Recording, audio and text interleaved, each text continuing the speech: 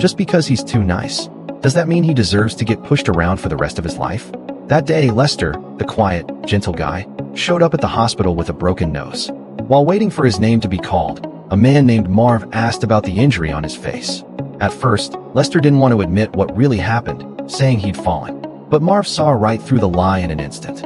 On the verge of falling apart, Lester dropped the act and poured his heart out to Marv, telling him every bit of his conflict with Sam. It had just happened.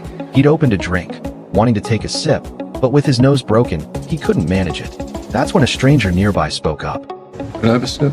Lester was a little confused, but being the kind soul he was, he didn't say no. He handed the drink over, and the two struck up a conversation. As it turned out, nearly 40-year-old Lester had run into Sam, the bane of his school days, the school bully, on the street. He'd intended to say hello, but instead, he got humiliated. In that moment, all the nice guy could do was try to walk away. But the arrogant Sam wasn't about to let him off the hook. He caught up in just a couple of steps, planning to show his son how he used to beat Lester up back in the day. But before Sam could even throw a punch, he'd only threatened him a little. Lester slammed his head into a glass window, breaking his nose. Marv was shocked when he heard the story. If it had been him, he would have killed the guy outright. But Lester hadn't fought back, not even when Sam degraded his dignity and insulted his wife right in front of two kids. Lester thought Marv was just bragging, so he couldn't help firing back a retort.